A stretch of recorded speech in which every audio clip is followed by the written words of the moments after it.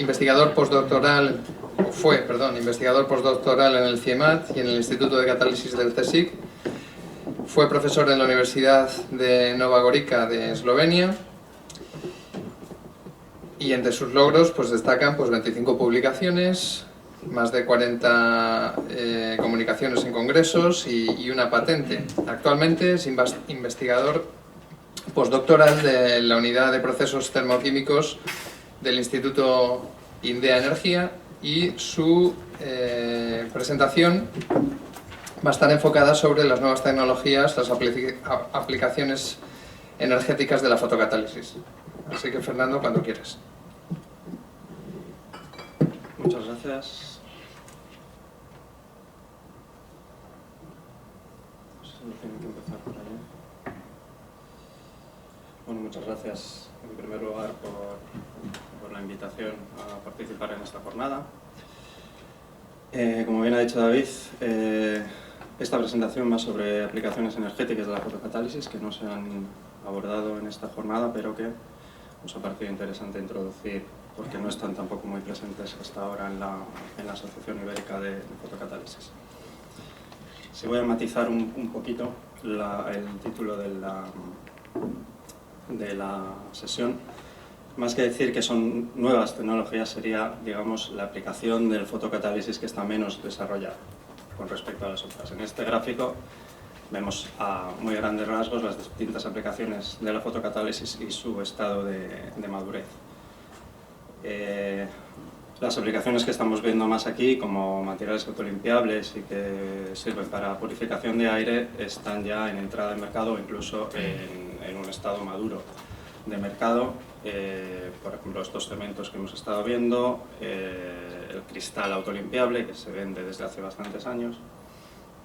Pero las aplicaciones que ven aquí a la izquierda de descomposición de agua y reducción de CO2 están en un estado, podríamos decir, entre investigación básica y aplicación. Y digo que no es nueva porque el famoso artículo, que no es el primero, pero que es el que lanzó, digamos, la tecnología de la fotocatálisis hacia donde se encuentra ahora mismo, el famoso Nature de Fukushima y Honda, va precisamente sobre descomposición de agua para formar hidrógeno y oxígeno en un sistema fotoelectrocatalítico utilizando dióxido de titanio como en uno de los electrodos. La reducción de CO2, este creo que sí que es el primero, pero también viene ya de hace unos cuantos años. Los mismos autores, junto con otros, publican la reducción de dióxido de carbono, también utilizando dióxido de titanio como catalizador e incluso comparándolo con otros fotocatalizadores. He titulado esta presentación Combustibles solares, pero combustibles solares no implica únicamente los obtenidos utilizando fotocatálisis, sino cualquier combustible que hayamos obtenido utilizando como fuente de energía la solar. Bien directamente, como puede ser por fotocatálisis o por termoquímica utilizando energía solar concentrada, o bien indirectamente utilizando una electrolisis alimentada por solar fotovoltaica o termoeléctrica. ¿Cómo interviene la fotocatálisis en o cuál es el proceso por el cual producimos combustibles utilizando fotocatálisis? Pues este es el esquema habitual para explicar el principio físico básico de la fotocatálisis. Tenemos un semiconductor que al irradiar excita electrones de manera que quedan pares electrones hueco que oxidan. Por una parte pueden oxidar la materia orgánica o los óxidos de nitrógeno, y por otra parte utilizamos el oxígeno como oxidante, con lo cual producimos agua. El principio, obviamente, para la producción de combustibles es el mismo, pero en el caso de la descomposición de agua tendríamos en la parte de la oxidación de agua para producir oxígeno, en la parte de la reducción de protones para producir hidrógeno. En la reducción de CO2 reduciríamos el CO2 a diferentes productos, luego lo veremos, y idealmente utilizaríamos el agua también como agente dador de electrones, es decir, como el que se va a oxidar para producir oxígeno. ¿Cuál es la principal diferencia entre las aplicaciones que hemos visto hasta ahora, que se podrían llamar aplicaciones medioambientales, y estas que serían aplicaciones energéticas? Aunque estas también están relacionadas con el medio ambiente, por supuesto, porque el medio ambiente y energía al final son la misma cosa. La eliminación de contaminantes es un proceso exotérmico. Por ejemplo, la oxidación de óxidos de nitrógeno, que está a la izquierda, para producir nitrato, o la oxidación, por ejemplo, de un hidrocarburo para producir CO2, con lo cual es un proceso en el que estamos liberando energía. Las aplicaciones energéticas, por ejemplo, descomposición de agua, como vemos a la izquierda, para producir oxígeno e hidrógeno, o la reducción de CO2, en este caso he puesto la flecha hacia el metanol, pero podría ser metano, podría ser CO. Son procesos que van, digamos, hacia arriba en energía. Esto quiere decir que los productos tienen más energía que los reactivos, es decir, estos son reacciones endotérmicas. Esta es la principal diferencia, no solo entre las aplicaciones medioambientales y las aplicaciones energéticas de la fotocatálisis, sino también la principal diferencia entre lo que se conoce habitualmente, tradicionalmente como catálisis, la catálisis térmica, y la fotocatálisis. Y es que la segunda abarca también procesos con un incremento de energía, es decir, en el que estamos acumulando energía. Eso quiere decir que a estas reacciones hay que darles un aporte de energía. Y esto únicamente tiene sentido desde un punto de vista de la sostenibilidad a largo plazo a partir de energías renovables. De manera que en estos procesos estamos, como he mencionado antes, obteniendo combustibles. Si es a partir de energías renovables, podemos llamarlos combustibles renovables, pero siendo procesos endotérmicos, puede hablarse de que es un proceso fotosintético, en realidad. Con lo cual hablamos de fotosíntesis artificial. Y luego precisamos un poco más. Y por otra parte, al ser un proceso endotérmico, es un proceso que acumula energía. Es decir, es una manera de almacenar energía. Como sabemos, uno de los problemas de las energías, de las fuentes renovables de energía, es su intermitencia. Por lo cual, esto es una manera de acumular esa energía en forma de enlaces químicos. Entonces voy a hablar primero de lo que se conoce como water splitting, descomposición de agua. La reacción es esta que se ve aquí, es muy sencilla. Agua para dar oxígeno e hidrógeno, es decir, descomponer la molécula en sus elementos. Luego no es tan sencillo, obviamente. No hace falta hablar o mencionar el interés que tiene el hidrógeno como vector energético, como transportador de energía, digamos. Y esto frente a otros métodos para obtener hidrógeno, electrolisis, termolisis o a través de biomasa, presenta la ventaja de que hay una única conversión de luz a combustible, con lo cual, en teoría, podríamos ahí ganar eficiencia. Para estos procesos se han utilizado no solamente el TiO2, sino muchos fotocatalizadores y, por ejemplo, comparado con las aplicaciones medioambientales, el TiO2 aquí presenta más desventajas. El TiO2 es muy buen catalizador para procesos de oxidación, pero no tanto para procesos de reducción. Y además, el band gap, es decir, el hecho de que solo absorben la luz ultravioleta, puede que incluso más importante que en aplicaciones medioambientales, porque aquí cobra aún más importancia la eficiencia energética del proceso. En este gráfico está representado, bueno, es un gráfico un poco complicado, pero están representadas a la izquierda, en el eje de la izquierda, la cantidad, digamos, de energía que se puede acumular mediante este proceso en forma de hidrógeno, y las curvas que se ven que pone 5-25% es el rendimiento cuántico de la reacción. Ahora mismo estamos en este punto. Este ahora mismo es el récord de eficiencia que se ha publicado. El objetivo es llegar a un rendimiento del 30% en la reacción a una longitud de onda de 600 nanómetros, es decir, por luz plenamente en la zona visible del espectro, que es donde tenemos más fotones viniendo del Sol. Como ven, estamos algo lejos del objetivo, pero en ello estamos. Con respecto a la viabilidad o a estudios de si esto puede ser llevado a cabo, bueno, pues hay un estudio que dice que, tiene ahí la referencia, se podría, asumiendo una eficiencia del 10% en la reacción, proporcionar un tercio de la demanda energética mundial proyectada para 2050, utilizando, creo que son, no sé, son 10.000 plantas de 25 kilómetros. Bueno, en cualquier caso, el número de plantas de 25 kilómetros cuadrados equivaldría a un 1% de las áreas desérticas del planeta. Por lo cual superficie hay y...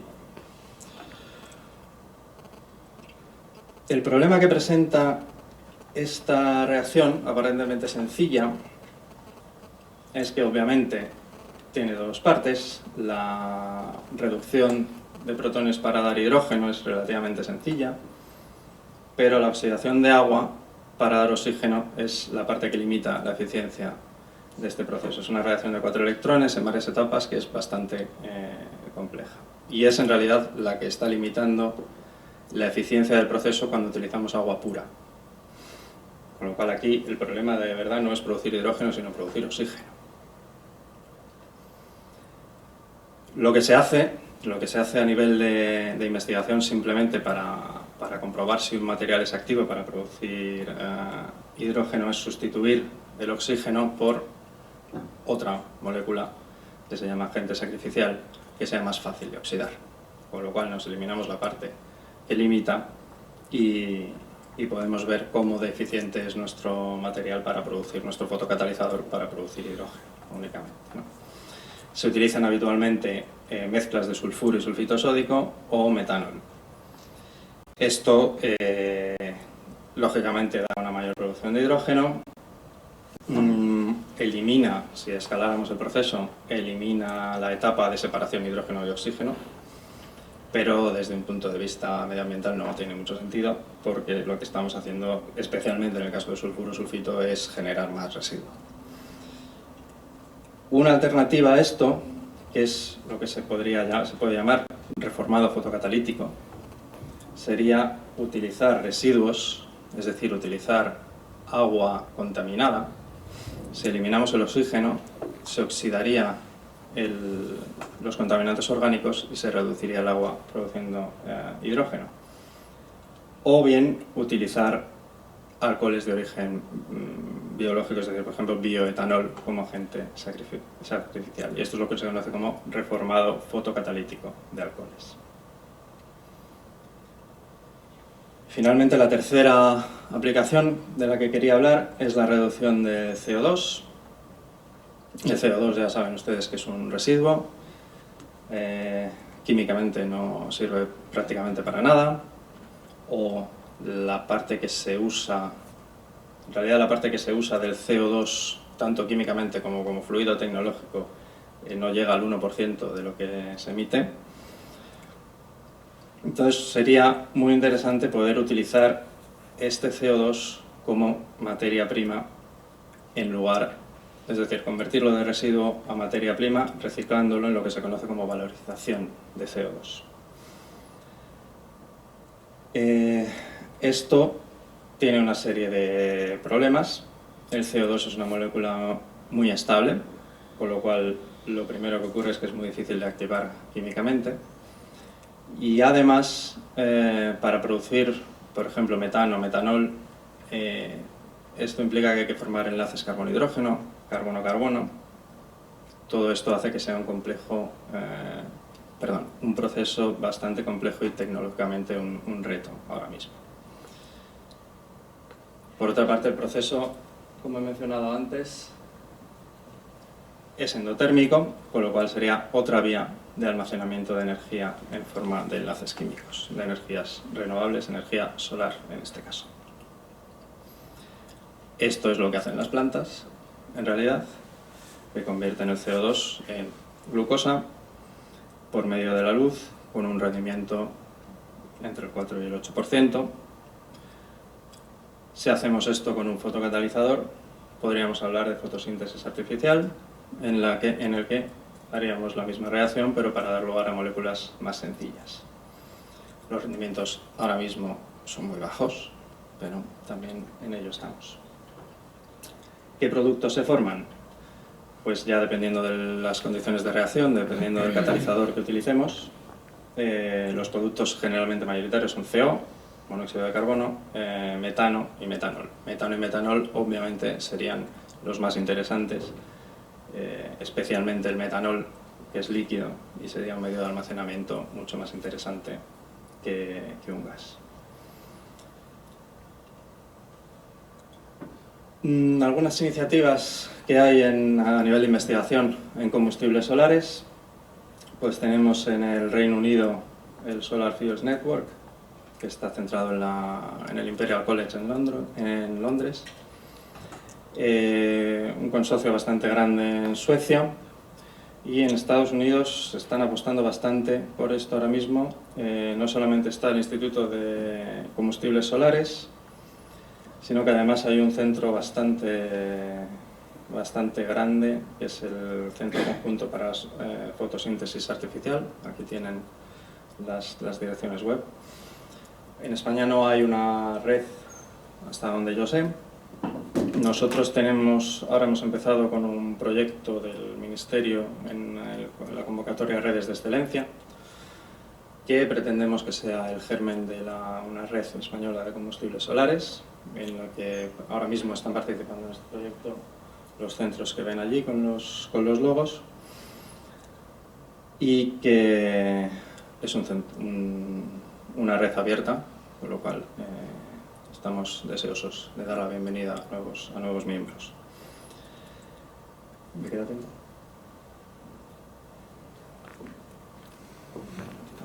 Bueno, pues para terminar voy a hablar un poco del instituto de donde vengo, Instituto IMDEA Energía, que no es INDEA, en este caso es IMDEA, solo nos diferencia estas con M. Es Instituto Madrileño de Estudios Avanzados, es una red de institutos que creó la Comunidad de Madrid por 2006.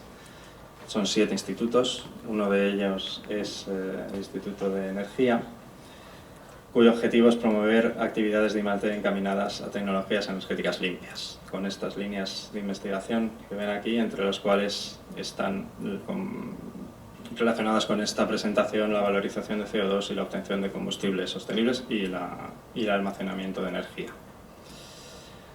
Bueno, esto me lo voy a saltar.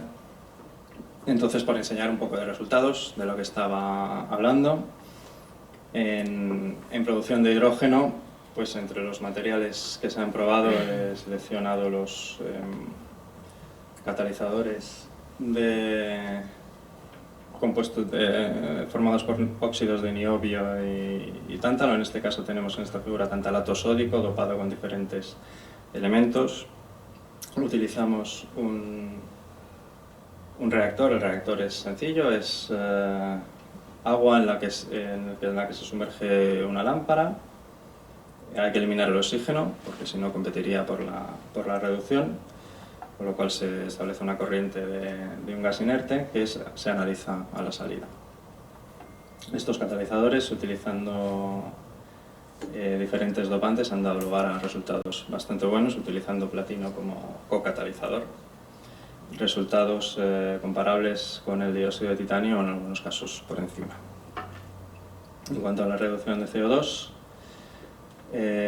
utilizamos un reactor en fase gas. Tenemos varios proyectos en estos temas. Un reactor en fase gas iluminado con lámparas, hasta el momento de ultravioleta. Y, pues, por ejemplo, como resultados destacables, utilizando el dióxido de titanio únicamente, lo que se obtiene mayoritariamente es monóxido de carbono. Como ven, acompañado también por hidrógeno. Es muy difícil evitar, al haber agua, que el agua, además de oxidarse, se reduzca, compita con el dióxido de carbono y entonces se produzca también hidrógeno. Pero al fin y al cabo, lo que estamos produciendo con el hierro y el titanio es gas de síntesis, que ya es bastante más útil que el CO2. Mientras que si metemos un metal como cocatalizador, lo que estamos haciendo es favorecer la formación, en este caso, de metano. Bueno, pues esto simplemente para dar algún pequeño detalle. Quiero terminar mencionando o mostrando al equipo de personas que trabajamos en estas aplicaciones de la fotocatálisis, agradeciendo por supuesto las fuentes de financiación, y no voy a hablar en mi libro, pero dejo la portada ahí por si a alguien le interesa. Muchas gracias.